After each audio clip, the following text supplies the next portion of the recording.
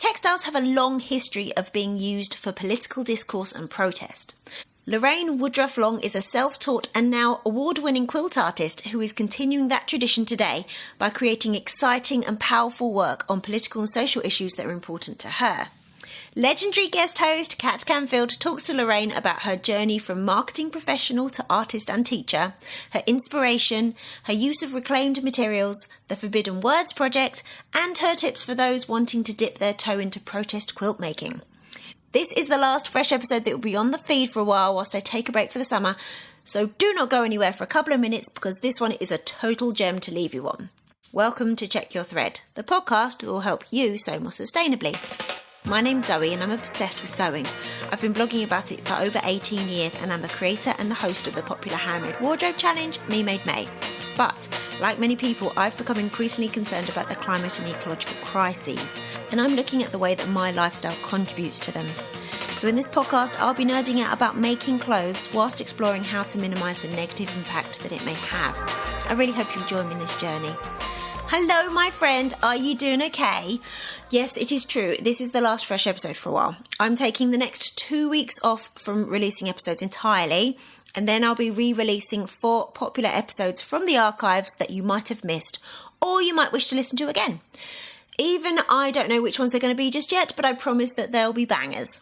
Also, the next 6 weeks will be a really great opportunity for you to catch up on any episodes in the feed that you haven't got around to listening to yet.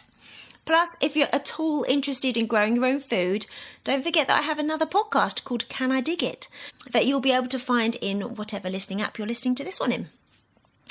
This week, I'm going to be heading up to Scotland, visiting both Edinburgh and Glasgow. The whole trip is very much centred on Check Your Thread. I'm going to be staying with 2 previous guests, Mary Morton in Edinburgh and Lindsay Ashworth-Fraser in Glasgow. Lucky me. And I'm going to be hosting 2 Check Your Thread Patreon meetups, one in each city. And I'm going to be making at least 2 recordings for episodes that will drop in the autumn. So pretty cool. I'm so excited. I hope that whatever plans you've got over the summer or the winter, depending when you are full of fun. So there's no new patrons to thank this week, but just so you know, I'll be posting in the Check Your Thread Patreon feed over the summer and hosting Sew Together sessions for patrons via Zoom whenever possible. So there's definitely some solid reasons why you might wish to sign up to support Check Your Thread over the summer. So please head to patreon.com/checkyourthread to check out the vibes and to sign up for any amount that makes sense to you.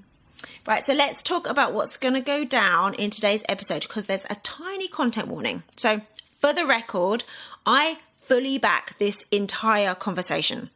The work that Lorraine doing is incredible. I'm beyond thrilled that Kat and Lorraine had this conversation, and I'm so proud to have it on this podcast feed. But I do just want to mention that there is talk of abortion rights and gun violence from about 2/3 of the way through this conversation that you might not want to listen to with small children around, possibly. I don't know. So what I didn't mention in the intro to this episode that I found particularly interesting was the part where Kat and Lorraine were discussing the emotions that can come from working on political and social commentary quilts and how that you might wish to process them. As always, I'd love to hear what you took away from this episode once you've listened to it. So please feel free to email me with your comments to zoe@checkyourthread.com or hit me up on Instagram @checkyourthread. So until a couple of weeks' time, take care of everything that matters to you without forgetting to take care of yourself. Please take time to create where possible. This is your permission, should you need it, to bump it up on your list of priorities. And enjoy.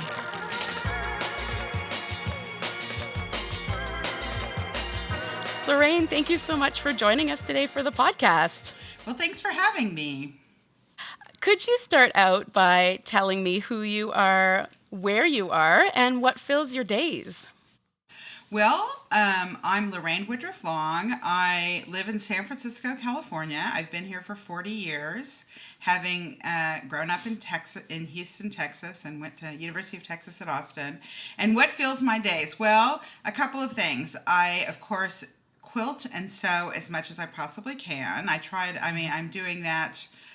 Sometimes it'll be a 12-hour, 14-hour day if I'm on a roll for something. I also do a lot of teaching and I give lectures. So I'm often doing workshops or preparing for workshops and lectures. That sounds full, especially if you're sewing 12 hours a day. Yes. So I was doing a little background research, and it sounds like your journey to becoming a textile artist was a journey. You didn't start out as a professional textile artist. Not at Could you all. tell me a little bit, because it sounds like you started out doing some marketing and then things have changed over time. So can you tell me a bit about your journey to becoming a textile artist? Yeah, well, as I said, I went to University of Texas at Austin, and I had a business degree. I was very much, I guess I'll say, encouraged, or I would also say told, that I needed to go to college to get a degree so that I could get a job.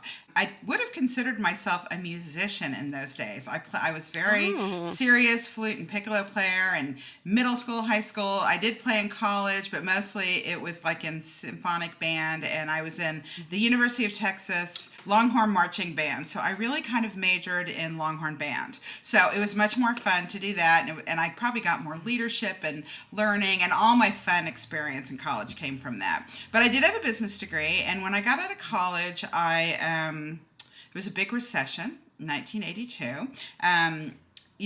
On campus, all the interviews dried up, and I had always wanted to join the Peace Corps, which is the volunteer overseas corps that goes overseas for the United States. And so I joined the Peace Corps, and I went to Peace Corps in Kenya, and I work with women's income generation projects, and I actually work with a women's tie-dye and garment making cooperative. And I'd sewn all my life. My mom made all of our clothes, and she made me learn how to make all my clothes. So for most of high school and college, I was sewing most of my own clothing. So I feel very comfortable sewing, but mostly I was helping them market for income for their families, for school fees and so forth. And really, Peace Corps completely transformed me. I think that experience living overseas, completely on the opposite side of the world, like literally learning a new language and operating in a new language, but definitely working in a country where, you couldn't criticize the president. There was one party rule. Voting was a real issue. We went through a few things. Transition of power was a real concern. So all the things that have become a big, were very, very dear to my heart, but I didn't consider a challenge in the United States. And then, of course, working with women, just the rights of women and their bodies and the violence against women, it was very apparent. So I came out of it. I mean, I was always a pretty liberal for a Texan anyway, but I came out of it really feeling very, feeling very patriotic and very passionate about the rights that we had in the United States, as I believed. And, but I came out very patriotic, but very progressive and liberal in that we need, patriotism involves making sure that democracy and access to freedom is for everybody, and we need to fight for it, which I feel even more strongly now. So anyway, I came out. I literally traveled around the world for a couple of years till I ran out of money, and I wanted to just have a temporary experience living in an urban area, and I landed in San Francisco. And my mom's family was from here originally, so I had family sort of in the California area. Thought it was just going to be temporary, but I landed here, loved it, didn't see why I'd ever want to go back to Texas. I spent many years, my career was usually, the marketing end of creative fields. So I was a marketing coordinator in an architecture firm where I met my husband, and we, eventually moved in to got married and had raised our children here in San Francisco. And so I was in the corporate sector for many years. I was in advertising on the account side.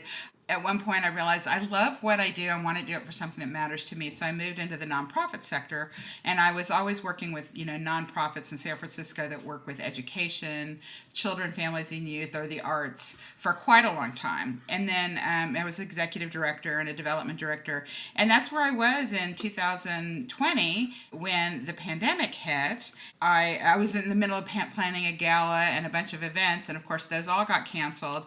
And so I was unemployed, and it was really a couple of other things happened that were actually good in San Francisco. I was quilting after work as a way to kind of relieve stress. I was working, like a 50, 60 hour a week job. Most of that time I was raising kids. By the time the pandemic hit, they were both in college. But I really just, quilting was something I would do on the weekends, and I was kind of dabbling. I'd lost my job. I was not finding other jobs. It was really depressing. And then in San Francisco, our Fine Arts Museum, the DeYoung Museum, which is in Golden Gate Park, was having its 150-year anniversary, and they were to celebrate. They thought, we usually bring artists and art to here from outside the Bay Area. How about we celebrate the Bay Area artists we have here? And so they had this thing called the DeYoung Bay Area Open, and they said, let's put it out to all the people who live in the 9 contiguous counties of the Bay Area. And they thought that they might have 400 people or something apply for this show, and 12,000 people submitted, including me. Whoa! And do you think that just to ask, so Lorraine, do you think the huge response was because people had more time for their arts? Well, it was only that, everything shut down in March, April, and this was in July. So it was really, there's just a lot of Bay Area artists, I think. Yeah. And maybe I found out about it from a friend, and I honestly thought it was just like an online exhibit. I didn't quite realize the magnitude of it. So anyway, they selected, out of 12,000, they selected 700 pieces, and mine was one of them. It was one of the quilts that I'd made. And they probably, out of 700, artists or art pieces, probably a dozen were fiber. So I was excited that they were considering fiber at all. Yeah. And they didn't break it up like, oh, here's all the fiber artists, pick the best of the fiber. It was really just all against each other. And so, and it was wonderful because they hung it by theme. I was in this room that was just all about color. And it was just wonderful seeing my piece in these other, up against these amazing paintings. It was just like this crazy color room. But what was wonderful is they gave each artist their own web page on their site, and, with artist information, and you could list your price, and, people could contact you directly. So somebody bought my piece. It was the first piece I'd ever sold. And so it sold. I bought a long arm quilting machine with it, a very old one that was nice. That was kind of old, that was a problem. And then And then also I started getting asked to teach, especially teach this piece that was in the show. And so I, started teaching locally, and eventually I was asked by City College of San Francisco Extension to teach a series. And so, which has just been the greatest teaching gig, because I teach, a series of, 11 to 12 how to quilt classes each semester, and then also teach, weekend all day workshops. And then I've been doing retreats with them that they sponsor, and they said, anything you want to teach, we'll do it.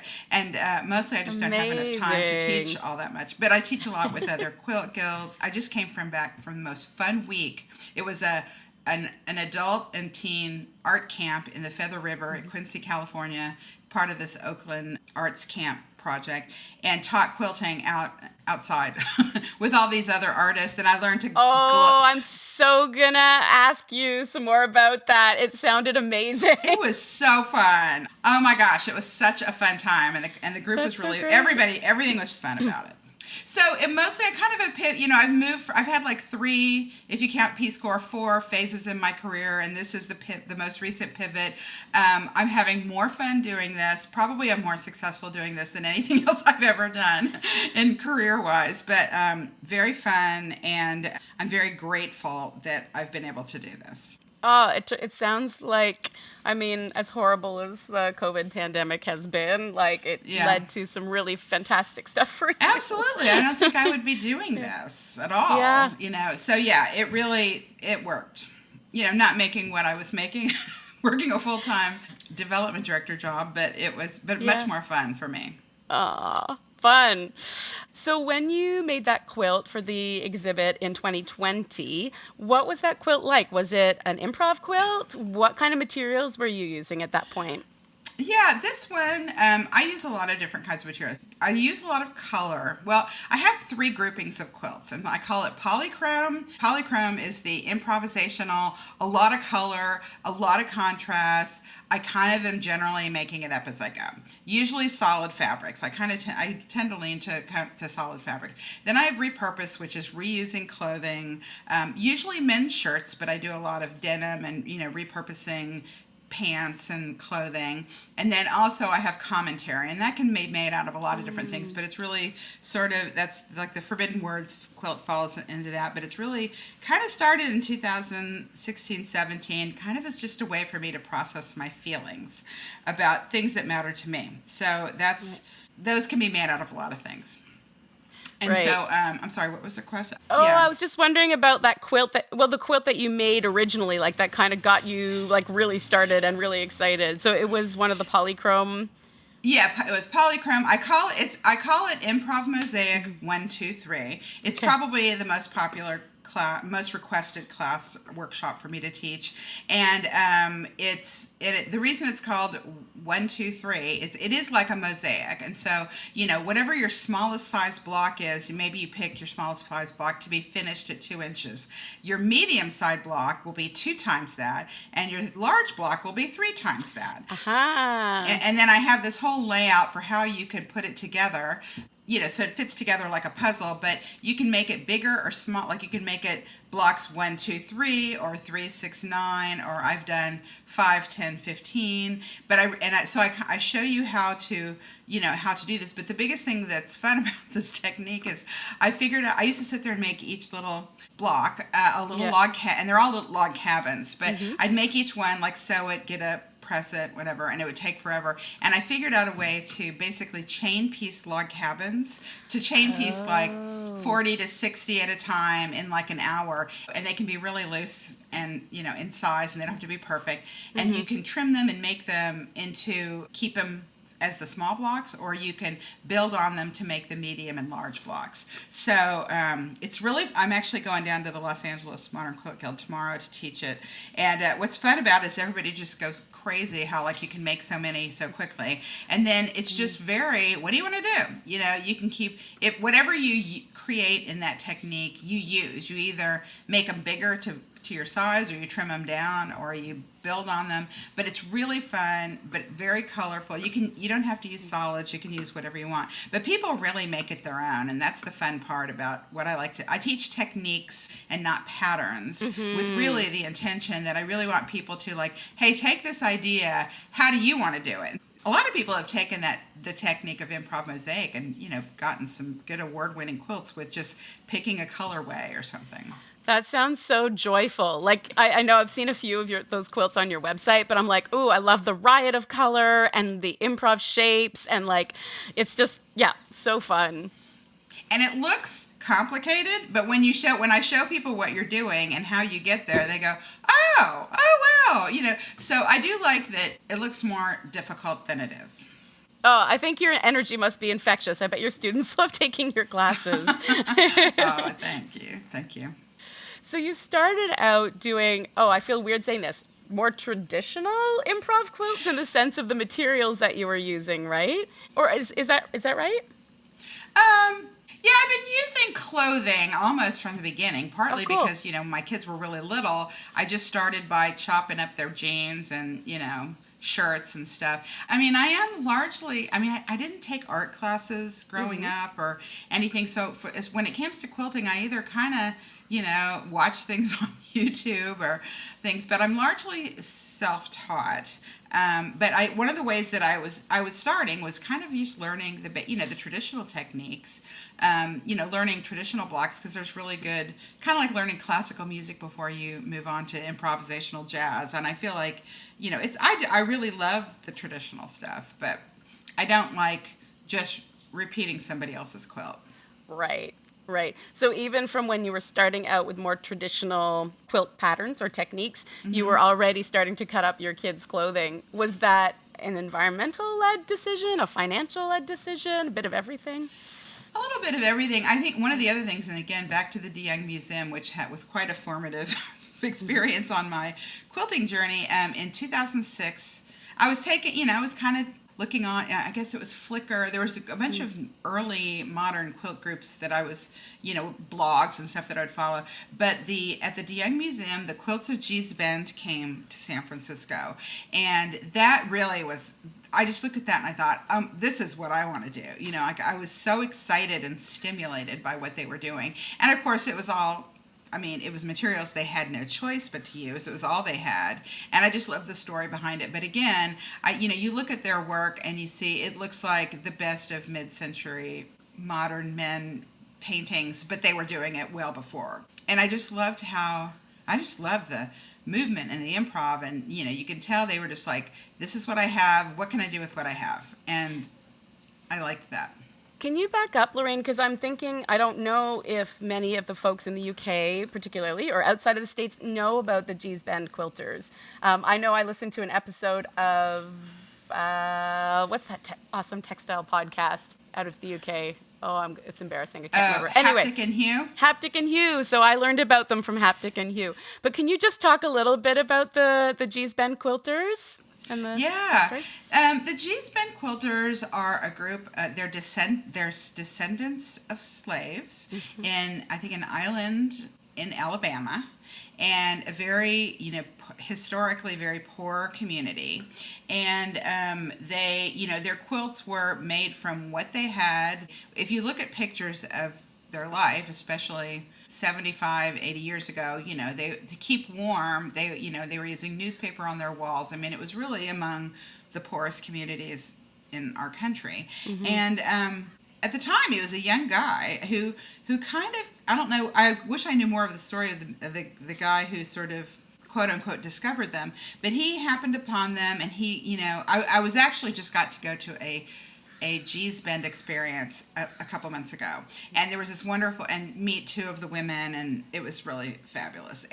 But they had a documentary playing about it, and it was about how he came to them and saw what they were doing and said, "You are making art." And these women were like, "We're just making I mean, they were kind of like, "We don't know what you're talking about," and they just kept showing him things that he was doing, and he kept discovering what he said. I think the world needs to see these. So I think he brought them, I don't know if it was to MoMA in New York, but he basically collected their works and created, a tour of their work that went all around the world, and it really blew up. I mean, I think it really spoke to a lot of people. It was very meaningful. There's a local quilter here named Joe Cunningham. I don't know if you know him, and he's, I was on a panel with him, and he was talking, he's been quilting forever, and he was saying, I feel like there's kind of, in the evolution of quilting in more recent times, that there was sort of the bicentennial in 1976 kind of got a lot of people really into quilting again, big movement. And so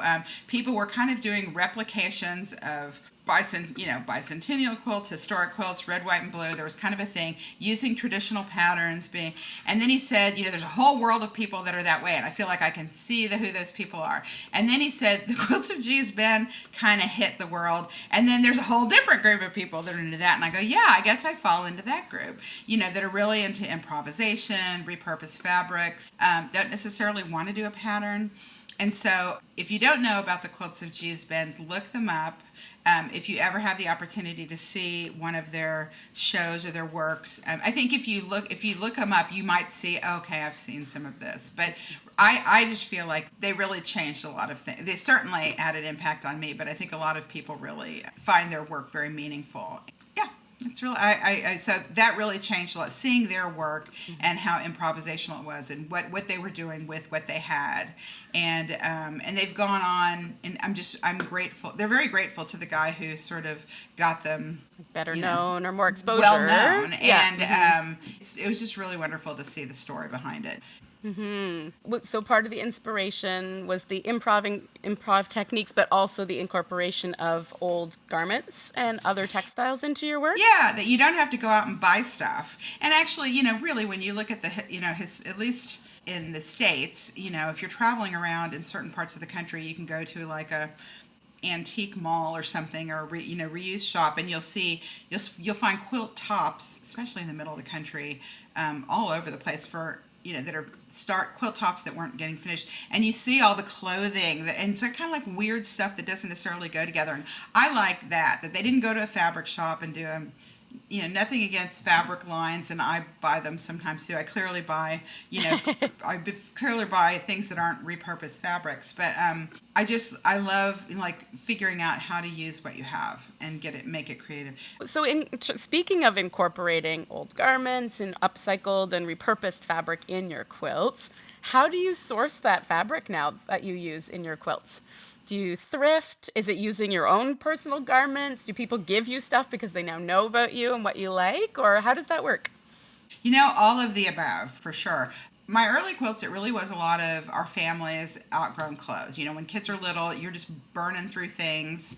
They outgrow so quickly that and it's still perfectly good. And there were times when things that there was a little worn out, you wouldn't really want to, hand it off to somebody, so I would turn them into garments. Or some things that were special, I would keep and turn them into things. So there's a lot of denim in the beginning. And then at one point, I don't know, maybe 10 years ago, I started. My husband is an architect and he has very good taste. And he, for most of his career, has been wearing, really nice shirts. He used to have to wear ties. He has a whole collection of ties that he will not let me touch. I really wish I could, but he hasn't been wearing them for a long time. Maybe one day you'll come up with some really creative use for them. I know. He's been very much hands off and won't let me do it. I think it started when it was like a New Year's, and I said, okay, I think it was like 2016 or 17, and I said, okay, I've got so much fabric, I'm going to only use, my New Year's resolution, only use what I have. And so we were cleaning out our closets, it was, the New Year and stuff, and John comes down, and he has this, probably 20 shirts that he's like, I'm not wearing these, or they don't fit or something. I think I'm going to give these to Goodwill. And I looked at him and I thought, these are great shirts. No, if I use them, I can still keep my New Year's resolution. So I said, nope, I'm taking them from you. It's like 20 new prints. Like you just got 20 new prints handed to you. And they're mostly stripes. Fun. Mostly stripes. Yeah. So like classic men's shirts kind of thing? Yeah, it's, the quilt ended up being called Shirt Off His Back. And, nice. And it's similar to the my improv mosaic layout, where it's kind of like a 1, 2, 3, pattern. And so I chopped it all up. And it's funny because I really like to. They weren't curated to go together, but they kind of just do. And so they're brown and blue and green, and all of them are stripes. No, I don't think there's any solids, and I don't think there's any other patterns. And so I really liked the way it looked, and I chopped up all these shirts, and I still have chopped up pieces from that, but I really liked the way it looked. Then I started kind of looking at Salvation Army and Goodwill, who they have wonderful 50% off days or something, and a shirt will be $2.99. And so I did start kind of stopping by there to see about other colors, and started kind of curating all purple or getting a whole bunch of orange. It's funny because I've gone elsewhere and somebody's like, well, I guess you can find orange in San Francisco, or oh yeah, I'm sure we don't find purple shirts in our community. I'm like, well, if you just go every time, it's not like I'm buying this load of purple at one time, but it's kind of like every time it's a $2.99, I'll stop by and get a few. But a lot of them are made for my husband's shirts. So he continued to, put things out. And I decided at one point I wanted to I was going to make 10 quilts that each used 10 shirts. I had gotten a bunch of that he'd given me, these black and white striped shirts. And so I had put my little spectrum of dark to lights, folded them up. I was getting ready to chop them up. My studio is my garage, where this washing machine is, and his car and everything. So he comes down and he's like, wait a minute, I gave you that shirt? and I'm like, yeah, you gave it to me. And he goes, well, I want to take that back. And then he's like, another. Anyway, he pulled 3 out of my 7. So, and they were really good ones. They were really good patterns, and I was so mad at them. Yeah. And I'm like, okay, well, whatever. I guess now I'm going to make 7 quilts using 7 shirts. I don't know why I had to have this thing. So 7 was actually a better number because it's a little bit, it's still an odd number, but it's whatever. And so I've literally done this. I started, he'd done this a couple times where he'd give me something and then change his mind, but not after I'd already kind of gone down the path. So I started every time he gave me a shirt, I'd cut off the cuff. So he can't take it back. Backsies. It's done. I know. So I have a little pile of all these cuffs, so he can't take them back. That's hilarious. But then I have a friend who worked at Stitch Fix, and they were getting ready to donate, a whole bunch of stuff. And she'd said, come and, take whatever you want. So I went and I did it. And there were all these, I think probably never worn shirts. And I brought them all back. And he was rummaging through them all. And I thought, okay, I'm cutting off those cuffs before you can't. These are my shirts. So I've done that. But he also has, there's a Ben Sherman shirt that he really likes. That's this dark blue and kind of medium blue stripes, and he's literally worn out several of these. So I have this one quilt that's part of the 7 series that one of the shirts is red with blue, and then there's 6 blue and white stripes in it. And I'm always like, don't ask me why he has 6 of the same shirt. But he literally did wear them out. So, but yeah, there's quite a few of his. Yeah. I'm probably down. I'm a little down. I'm probably gone through most of what he's given me, and he does still have plenty of shirts. He's not running around naked or anything. He's got plenty of clothes, and but there's quite a few shirts that I have my eye on that he will not. That I know don't fit him, but he will not let me cut up. So what you need to do now, Lorraine, is like every time he comes home from shopping for shirts, you just go say, okay, I really like that one. Could you go back and get a second one? So that when they wear out, you get twice as much fabric.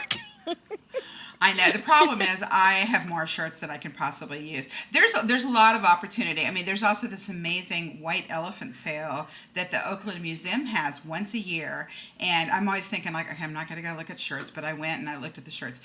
Yeah, I still keep every once in a while going.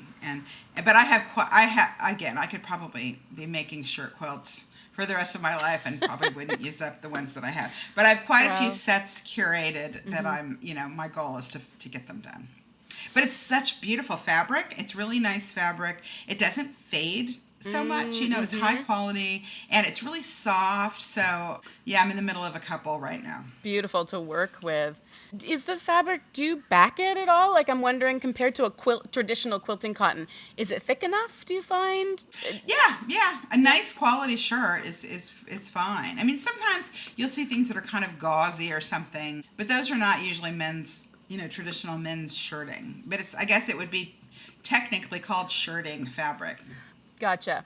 The camp I just taught, everybody was to bring 7 shirts, and so we deboned them, basically take them all apart the first day, and then people made, I taught like 12 different improv techniques, and they made their quilts, and they're beautiful. People just really picked great colors, and I was really impressed. I could have been there. Oh my gosh, when I read about that, I just thought that sounds so fun, because I'm just kind of more getting into upcycling. Because I used to co-own a fabric shop, I had endless access to, like, we used to get the really nice quilting cotton that was good quality that could also be used for garment making.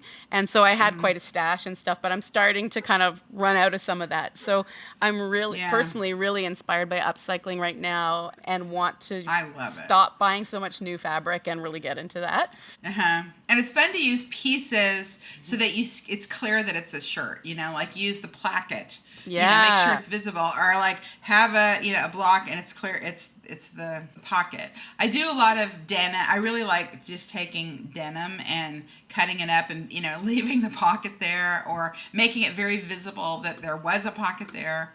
But denim, old worn out denim is good too. Oh yeah, and I don't know if you do this in your quilts, I'm not sure if I saw that or not, but I love the combination of denim with just like a regular, like a quilting cotton or like a shirt. Like they look so good together in quilt blocks. I love it. Yeah, and again, it's just it's kind of hearkening back to the tradition of what quilting started as. It wasn't, well, with the exception of things like, people would use feed sacks, like that tradition came on. But again, it started as something, and they, I love learning how the manufacturers would be printing prints on their feed sacks, and the farmers' wives, once the grain was gone, they would then cut it up and make it into dresses and quilts. It's just really cool. Yeah, I read a bit about that history too, and it's such a cool thing, because my understanding is it's just that women were doing it out of necessity. It's like, oh, here's some good quality fabric from a feed sack or a flour sack or whatever, but that the manufacturers started catching on to that, so they started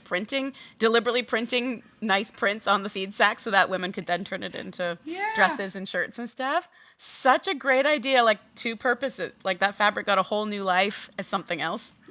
Fantastic. Yeah. When also there's so much, I mean, I've had people say, oh, I feel bad, I'm going to Goodwill, I'm taking the shirt from somebody that could be using it. And the reality is 85% of the clothing that goes to Goodwill is one of our, I don't know if you have Goodwill where you are, but it's we do, like a reuse, thrift. And I think 85% of the clothing that goes to those places gets recycled. Yeah. So use it up in your quilts. You aren't taking it away from somebody. There's still plenty there. We just need to make more quilts from all the Goodwill fabric. Yeah, and also my understanding too, at least locally here in Victoria, like so much of what gets donated can't even be resold anyway because it has a stain or it has a hole or whatever. But all that fabric could be great for quilting. Like it doesn't need to be a perfect shirt. Yeah. No, for sure. So it was really cool of your story about going into the Peace Corps and how you became politicized around like women's rights and voting rights and that kind of thing. I'm really curious because you also talked about your 3 categories of quilts, and you have a category of quilt that has overt political messaging, which feels so, I mean, it always has been important, but I feel like right now, especially in the States, it's even more important. When did you start making like what you would describe as political quilts, and what was the inspiration for that? The inspiration really started, I think it was the Women's March in January of 2017, right after Donald Trump was elected. And, of course, I live in San Francisco, a very, thought of as one of the most progressive or liberal cities. And my daughter was a senior in high school, and she said, I really want us to do this. My husband and I went down, and it was pouring rain, and it just ended up being this wonderful experience. It was pouring rain, and we're all out there, but it just felt good. But what I loved about it is like people made the most hilarious signs. And so I was really captivated. This is kind of before, Instagram was clearly there and happening, but kind of before the memification that you see, like now I don't open Instagram without seeing things, told at me, but just clever signs, really funny things, really poignant, things. And so I was snapping all these pictures, and we went to the March for Science not long after that, and March for Our Lives for the, against gun violence, and really just started collecting phrases. Like every time I'd see really great, captivating protest sign phrase, I would write it down, and I just started collecting them. And at one point, I thought, like, I don't know, I got to do something with this because I just feel like it's a great way. A one sentence thing can just be such a great way to communicate your feelings. And so I think the first one I really did was not long after that. It was probably that year, and I probably had like 25 phrases that really spoke to me, and a lot of family denim. And so I had gone and seen the Jasper Johns show.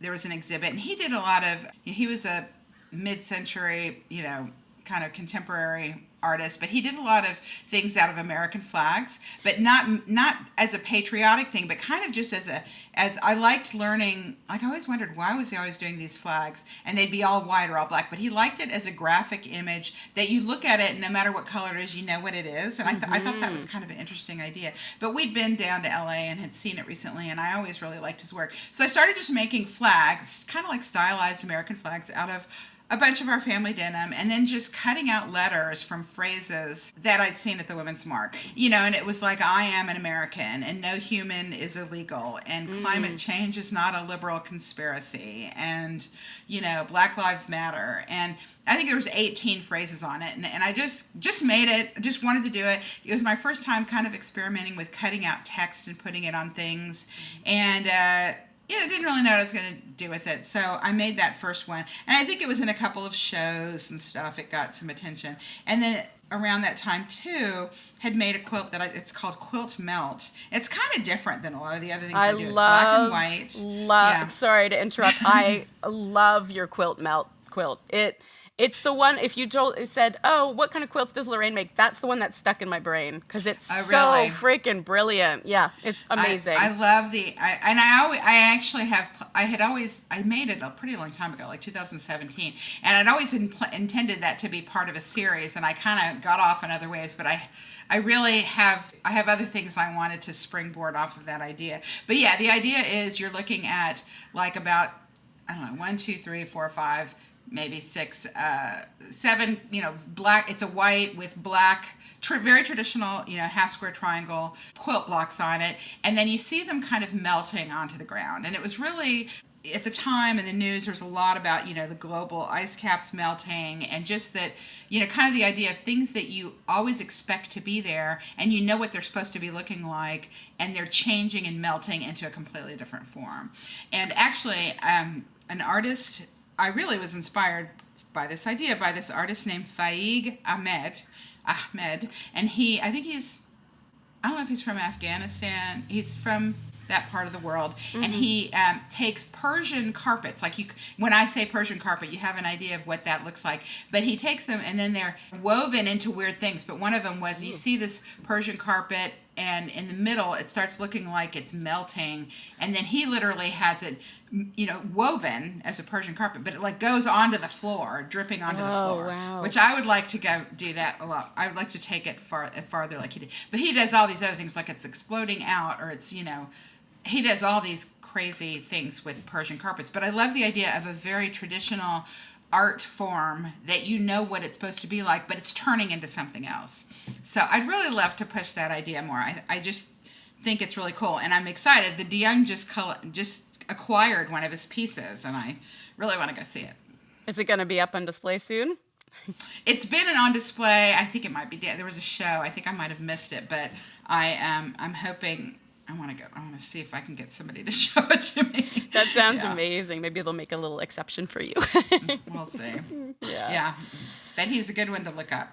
Yeah, sounds amazing. So it sounds like your political quilts were really a response to the political situation in the States. And it just kind of spontaneously came up as you were seeing all those amazing signs, and you're like, what can I do in a similar vein? Yeah. Yeah, so moving on from that, one of the things, of course, I'm from Texas, and I'd done this trip across the country to take my daughter's dog. And I had to drive the dog so that we could get her there, because there's no other way to get it across the country. And so my friend and I started stopping at all these antique malls and places along the way, and there would just be these piles of doilies. And I remember I started getting this doily fetish. I think everybody in the state, I think most women of a certain age got doilies from people, like grandma did them, or your aunt, or you just have them and you don't really know what to do with them. And clearly other people don't know what to do with them. They'd be piled in these things, and you could buy them like pennies on the pound practically. And they were so beautiful. So I started buying up all these doilies and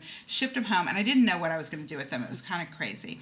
So in 2021 maybe, Texas, where I'm from, instigated the first abortion ban. And I was so upset. I mean, that it was very upsetting. We also knew that there was the Dobbs decision going through the Supreme Court and what had happened with it. We all knew what was coming. We all knew that the Supreme Court, it was going to get before the Supreme Court, and they were going to overturn it.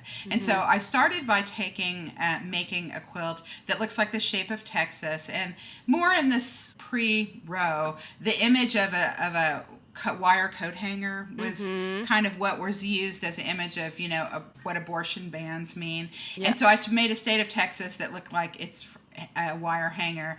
And then I had where El Paso is on the little corner there, I had a red doily, blood doily. And then in the center, I had this, it was all, the Texas was filled with doilies. And I had a yellow rose doily, because there's the Yellow Rose of Texas is a really well-known song in Texas that everybody knows about. So I was using that because there are some, pro-choice, I should say, protests going on at the time. And then I thought, I've got all these doilies, I got to do more. So I had collected probably 30 phrases about abortion rights, and started just I made 15 quilts that were pink. I flipped, and I thought I really want them to be super pink, really femmy.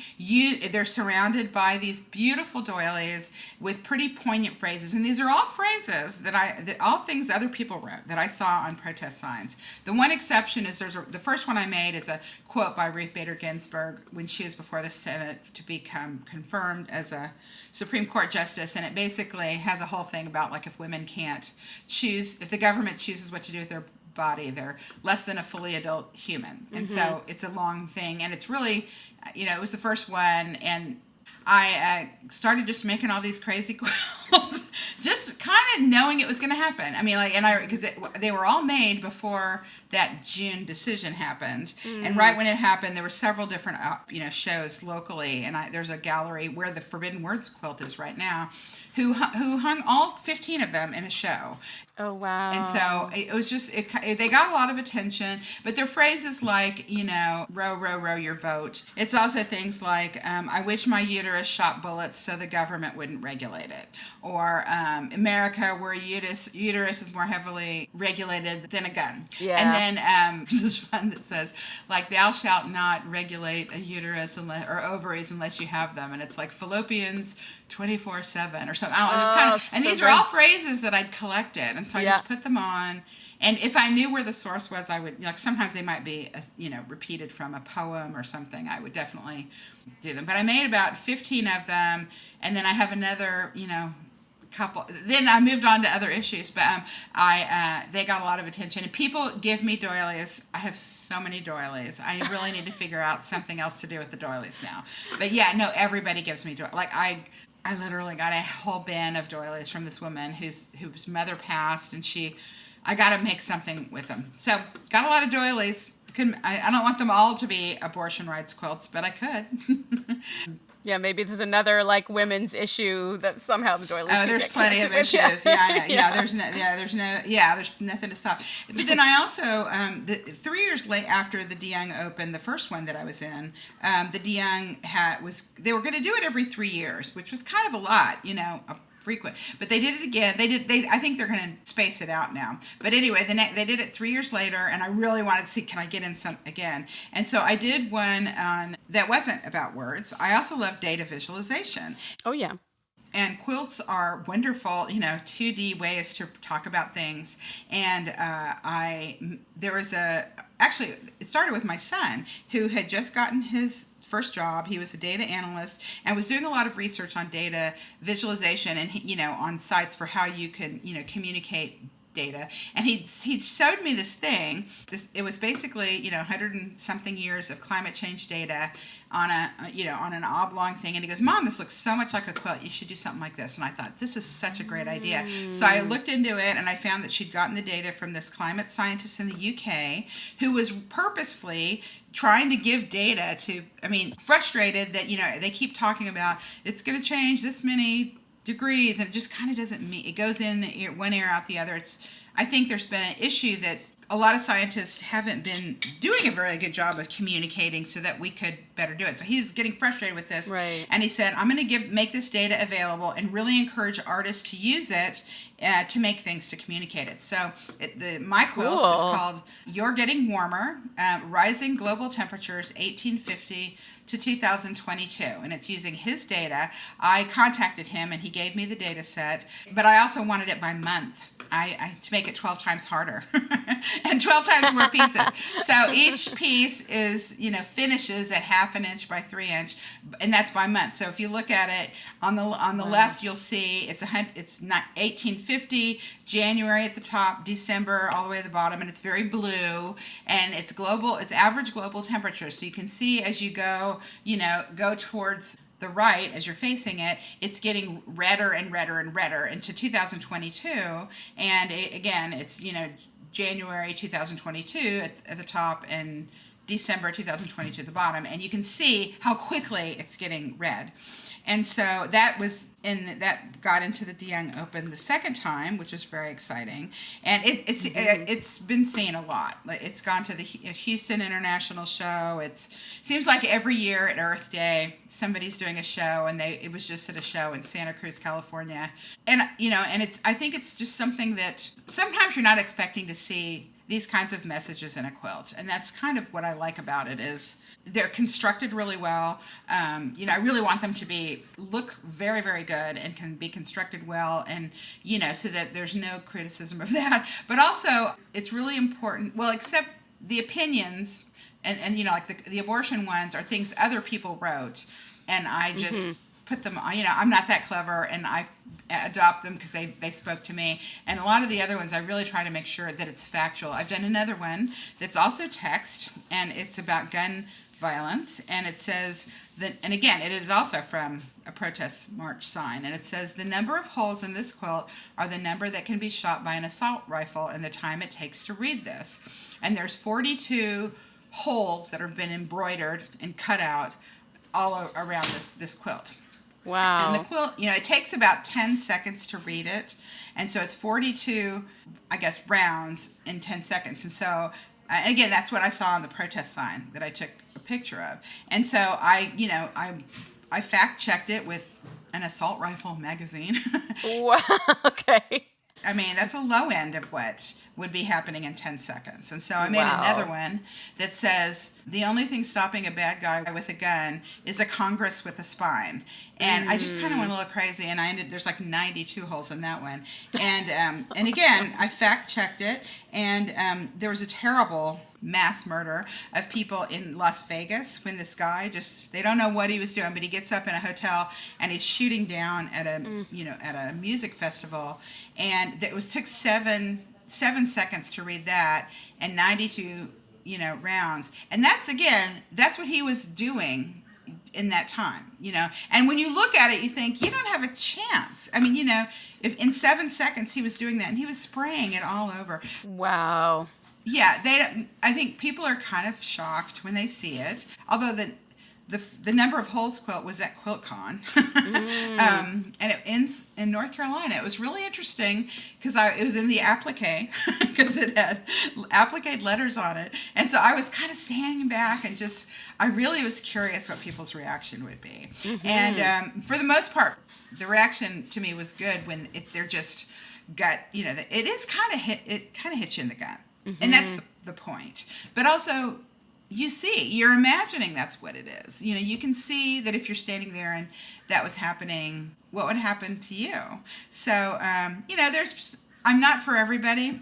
And I know there's people that don't believe it. And I give 2 lectures. One is sort of on my 3 kinds of work, and one is about commentary quilts only. But I always preface the commentary section with, this is my freedom of speech. This is me, sharing the things that matter most to me. It may not be your belief, and that's fine, because you can communicate what you want in this country, right now, at this point in time. We want it to be there forever. But here's what I have to say, and if you don't like it, you don't have to. So and that seems to work. Yeah. If they hate, I kind of feel like if you're following me on Instagram, you kind of know what I'm about. Yeah. Yeah, at the beginning I would get, some kind of goofballs. Fortunately, you can just block people. And I think the way the algorithms work, I'm only getting people come to me who kind of have similar sensibilities, which might be good or might be bad. I don't know. Yeah. So this kind of leads me, because you're talking about people's reactions to your quilts and that they often get put on display, which is amazing. Do you feel, I know you sort of said that the quilting helps with mental health. So when you're making your quilts, do you feel like you're making them for yourself, or do you feel like you're making them for the viewer? Are you even thinking about it? Is it like you're creating it for yourself, but you maybe think it might speak to someone else? What are your thoughts about that? That's such a great question. And when I saw that, I was like, I don't know the answer to that.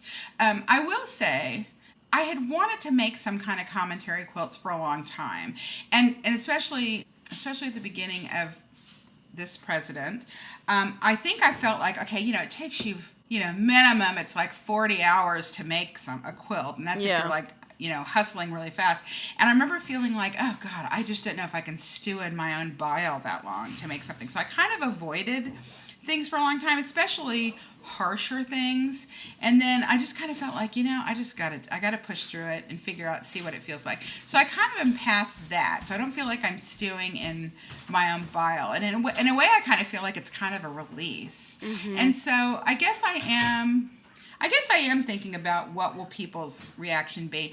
And part of that has kind of been because of the reactions I've gotten. I've had a lot of people say, I really can't tell you how many people have contacted me and said, you made me feel brave, and now I'm making quilts to speak out. So, and that's both, with abortion rights, but certainly about our democracy challenges that we're facing. And so I feel like I love the idea of helping people just feel brave and speak out, because we need it so badly in our country right now. I mean, more than ever in my life. I mean, I'm just it's boiling up more and more. And so I feel like I'm seeing it more and more. So people really want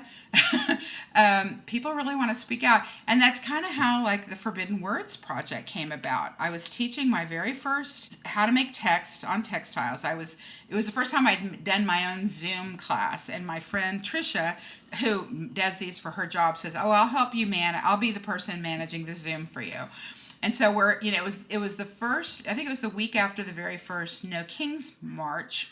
It was almost exactly a year ago. And I'm sitting there, where I show you how to do it.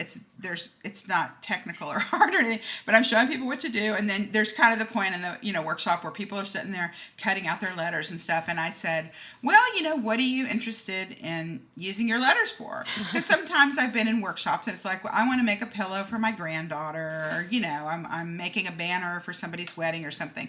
And it was interesting because these people, it was from all over the country, and it was from some pretty, red state people.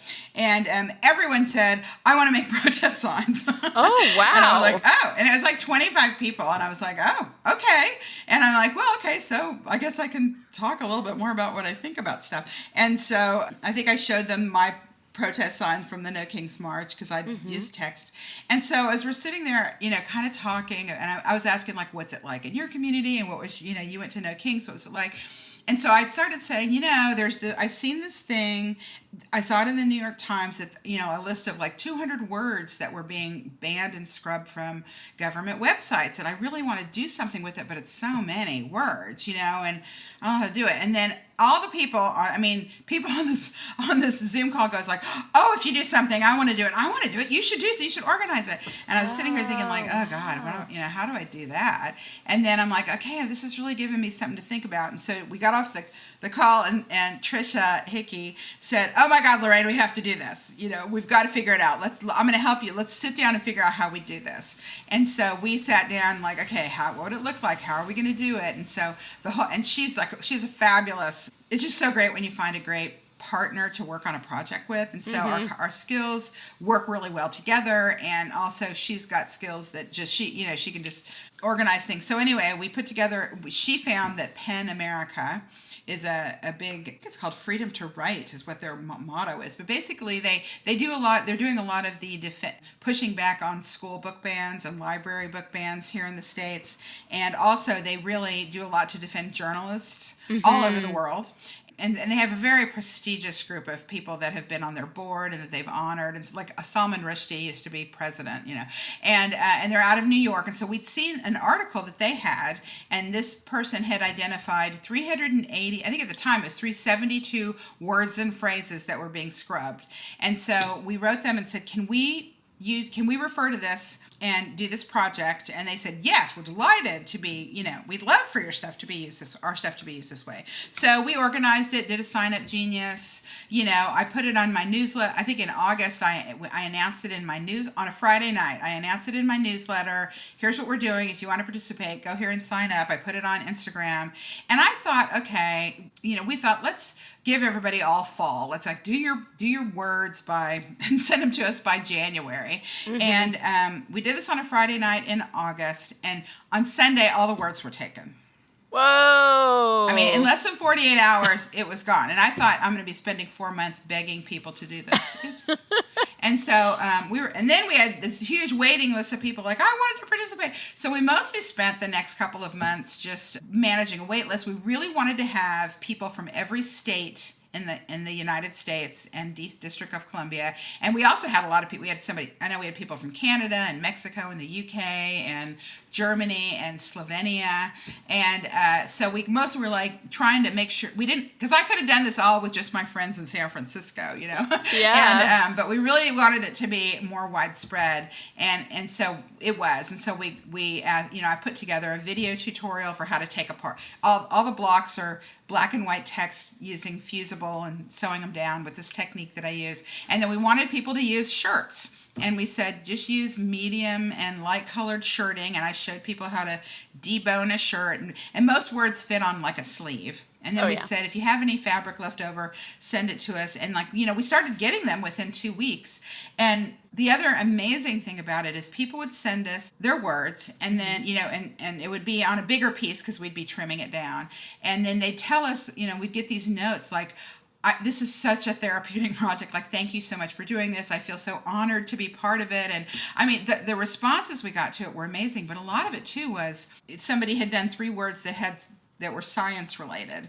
And they said, I spent this weekend having to remove these from our laboratory's website because they were going to pull our funding if these words are on there. And then, I'd have one was like low income housing and some about that, and she goes, I really wanted to do this because I've lived in low-income housing my whole life, and right now it's the only thing that's keeping my kids and I able to be living our lives, and I'm going to school full-time and everything, and there's threats of me losing my housing. I don't know what we're going to do. And somebody from USAID who had her business card fell out, and she said, and I think she selected words that were about HIV, and she says, I was stuck in Uganda a year ago when they killed USAID, and all of my research, for the last 15 years has halted, and people are dying, and I pick these words because that's meaningful to me. And so, we just have story after story after story after story, and this is not, we weren't asking people to tell us why so much at the beginning. We did start asking it more later. And so anyway, we've collected this. We still want to be, making that public because it's kind of really amazing. And so then we got them all together. Took us a while. It's a huge, it was going to be the size it was going to be. And, they came in and we sewed it all together. It ended up being 108 inches tall by 104 wide, but people did a really amazing job. And it's so pretty. I don't think I had any expectation that it was going to be such a pretty thing to look at, but it's all shirting. People sent us their leftover shirts that we use for the sides, borders and sashing, and the back is beautiful. It'd be a great quilt just on its own. Mm-hmm. So right now it's still up at the drawing room in San Francisco, but it's going to be going to the Richmond, Virginia Main Library in I think September through October. Through the Central Virginia Modern Quilt Guild is doing a show about censorship, so it'll be up there for a long time. I'm really excited, and we're really looking for places to show. The challenge is it's so big, it's kind of too big to be in a lot of quilt shows, but we're absolutely looking for places that we can send it. We bought our own pipe and drape frame, so if somebody doesn't have a space big enough, we can it weighs a ton, but we have ways to hang it. Yeah. It's just been absolutely one of the most fulfilling things I've ever worked on. And I feel like it's only the beginning. We met a lot of people when I was at QuiltCon. I had a happy hour for everybody who'd worked on it and got to meet everybody in person and hear more. There's 30 people came to that. Mm-hmm. So it's just really terrific. I'm just looking forward to meeting more people and so grateful for what they did and would like to keep it going. Yeah, the messages, the responses that you said, people sometimes sent you little notes with their words, and there's a little bit of a story about why they chose the words and stuff sounds so meaningful. I would personally love to be able to go to the website for the Forbidden Words quilt and read some of those stories, the words that people chose and why. Yeah, I'm sure it's a ton of work. You've already had enough work putting this quilt together, but it would be amazing eventually to have access to some of that because those are real life stories, right, of the way the politics are affecting people on the ground. Yeah, we really have to get it up by the end of the summer. We put out at the drawing room where it's been hanging for a while, we put a little, what's your reaction to the Forbidden Words? And so I have this book, and there's probably 15 little entries. Yeah. Not 50 entries in it about this is what I thought. And it's really fun. Fun is the right word. Looking at people, looking at it, people just sitting there looking at it, and then they start barking out woman, low income, or water pollution. Because you're kind of and it's all these different things. I guess I would have figured they were scrubbing abortion from, this administration, but I don't understand why peanut allergies is something you can't do, or certainly COVID-19, Gulf of Mexico. Oh Gulf of Mexico is a forbidden phrase. Yeah. And so when you look at it, you're just going, what? And I think that's what's also been good is seeing people look at it and going, I'd kind of heard this, but I had no idea. It's just, you're not expecting to learn that from a quilt. Yeah. That's probably the most thought-provoking quilt for lots of people. And the fact that it was sort of crowdsourced in that way makes it so much more meaningful, right? It's how many hands it's so much touched, better. How many hands touched the fabric, how many people contributed to this amazing thing, which then has ripple effects on all the people who are viewing it as well. Well, and it's also fun because when we've got our, we said use this one template that's, a lettering template, and then the first ones we got were the right size, but they weren't the right template, and we thought, oh my gosh, are we going to be getting all sorts of crazy stuff? And I had a tutorial for how to do it, and And it was interesting because people did like little twists on it and everything. So when you look at it, I like the variety. Like you see it like it's the same, but people, it's clearly handcrafted is what I like. Is you really see that lots of hands touched it. And in the end, it was 195 people helped make this from all over the world. That's amazing. It's really amazing. Yeah. Yeah. So you're thinking about maybe trying to do another sort of crowd-sourced quilt in the future? Is that in we're pondering it, and we hope to announce something maybe pretty soon. There's still like just the website and photos and stuff and the comments and everything from Forbidden Words. We really need to get that out because it's not getting its due right now because we have the site and it's sort of under construction, so we want to do that. But a lot of people are saying, "Tell me what do I do next?" Also, what's good is now people know how to make text for their own protest signs. So I am saying, like, show me what you're making. Now you know how to do this. What do you want to do next? Oh, that's so cool. So are you taking breaks in between the Forbidden Words quilt project? Are you working on some of your own personal work these days? Yeah, I've been having a lot of teaching gigs, so a lot of travel. I just came back from that camping experience. Tomorrow I'm driving down to Los Angeles for the weekend. I'm teaching 2 workshops there. And then I have a commission I'm working on. I'm as busy as I ever was, really, between making. And I have a lot of things I want to be doing. I have to say, like, the issues, it's relentless with every passing week. The issues that I want to make something to communicate about, like, voting rights was one. Like, a couple weeks ago, the Supreme Court, did some things that basically started decimating voting rights for Black people in the country. And so, I started on something and then I couldn't finish it, but it's relentless. Yeah. It's relentless what's happening in our country. And so I feel like, okay, I'm going to do what I can. I'm going to be continuing my, creative endeavors on all fronts. But yeah, there's a lot to be concerned about right now. Yeah. And I just want to help other people express their First Amendment rights for free speech. Yeah, so important these days. Yeah, I was just going to ask you, sort of going back to something you talked about earlier, what role does making the more political quilts do for you in terms of your own well-being at a time when it's like everyone's under attack, right? Mm-hmm. What does it do for you? And I know also you said like that initially you were sort of resistant to kind of going into making those more political quilts. Can you speak about that? Yeah. Well, I will admit when we did the Forbidden Words quilt, we didn't want to be publicizing our addresses for people to be mailing them to us. So we did take out a PO box for people to send it to us so that it's not hard to figure out where I live. I'm sure if somebody really wants to figure out where I live, it's not too hard. But I just didn't want to be, blasting it here everywhere. I mean, I think about it a lot. When I had the Ruth Bader Ginsburg abortion quilt was in the Houston show on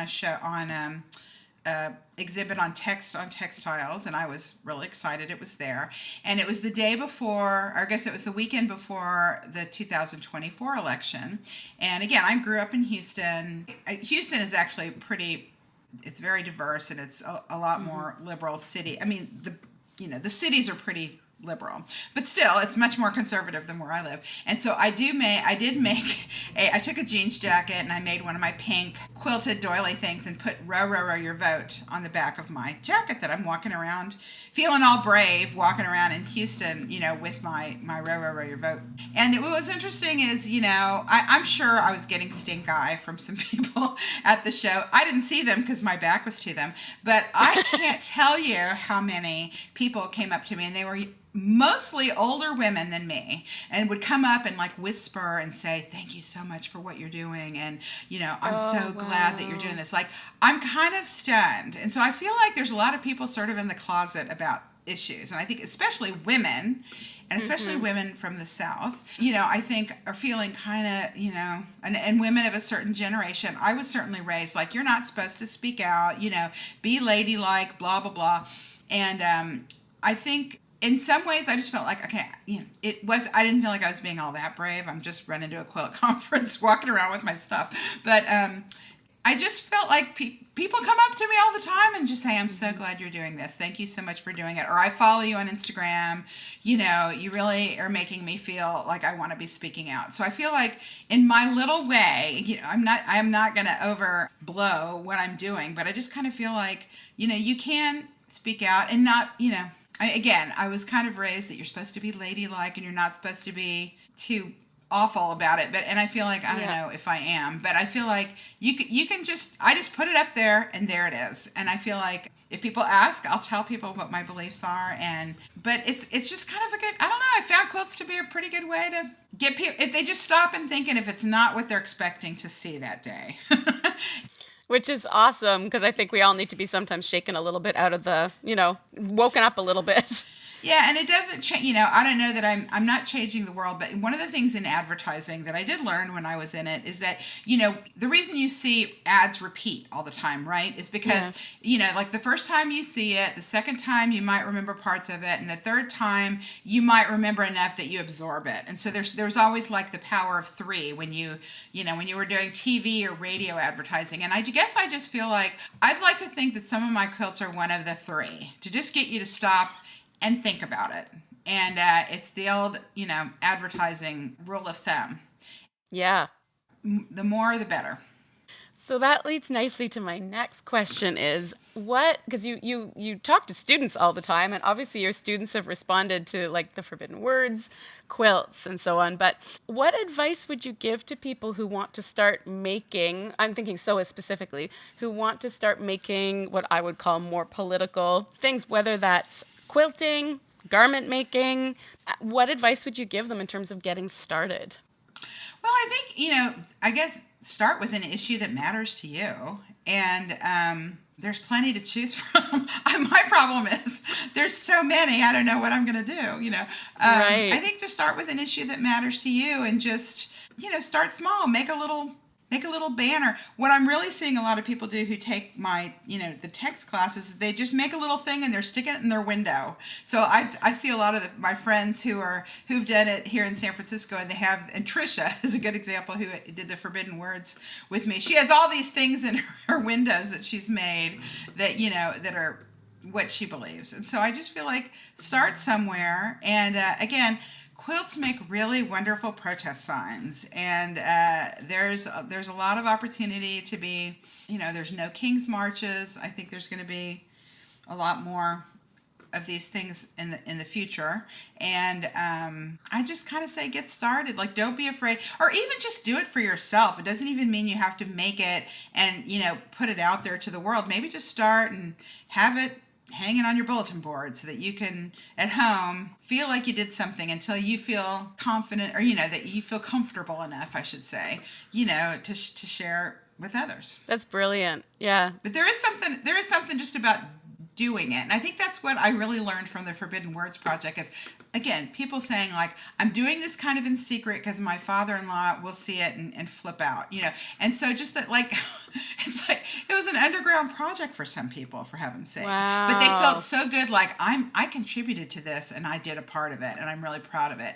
And that just means the world. So we do want it to be seen, and we want people to feel good about it. And again, in some ways, and also, a lot of people want to remain anonymous, like they don't want their name with it because they're afraid of backlash. We have quite a lot of that, actually. And so I feel like, you know what, maybe that's where these group projects can be a way for people to contribute, and to contribute safely. Yeah, that's brilliant. It's like you're giving people an opportunity to express themselves, maybe who wouldn't otherwise be able to. And they do it in this kind of, they do it on the sly a little bit, and then it does get seen by other people. It's just anonymized. Is that the word? Yeah. Just made anonymous so that people feel safer doing it, which is fantastic. I never imagined that's where this would go. I mean, I never imagined it, you know, we just kind of had the idea and like, let's just do this thing. And then it turned, you know, it had so much more, it was so much more special and so much more meaningful than I expected. Anybody out there who wants us to take it to their show or gallery or museum or library, we're looking for places. That's awesome. Well, how can people get in touch with you? And also, where can people see your amazing work? Well, I have a website that is called Quilting in the Fog, and I'm pretty active on Instagram. So the current things are, again, Quilting in the Fog is my Instagram handle. On both of those places, you can sign up for my newsletter. I just do a once a month newsletter that has, where I'm showing, where I'm going to be teaching, and I really love showing student work and student classes. You can see the kind of things people are making on my monthly newsletter. And those are the big places to see me. Great. We'll make sure that that gets in the show notes along with, I've made a nice list of all the quilts you talked about so we can make sure that we get photos of those up on the website as Absolutely. well. Yeah. So thanks, Lorraine, so much for your time today. I really appreciate you talking about how you have become this amazing textile artist, the work you've done personally, and then the way you've built community and connected people together through the Forbidden Words Project. It's really moving and inspiring to me. So thank you so much. Okay, thank you. Thanks for having me. Nice talking with you, Kat. Nice to talk to you too. Thanks so much for listening. I really hope you enjoyed this episode and are left feeling inspired. For more info about the podcast, including show notes for this and every episode, head to checkyourthread.com. I'd love to hear from you, so if you have any comments, questions or ideas for future episodes, please get in touch by emailing zoe@checkyourthread.com or find me on Instagram @checkyourthread. Massive thanks to Patrick Potter for production support, to Sylvia Seller for the awesome logo design, and to Simon at Palm Skin Productions for the music. This ad-free podcast would not be possible without listener support, so if you feel you are able, please consider signing up to the Check Your Thread Patreon. For the equivalent of buying me a coffee each month, you'll be making it possible to continue producing regular episodes. Links can be found in the show notes and on the website checkyourthread.com. I hope you'll listen again next week. Until then, take care. Bye!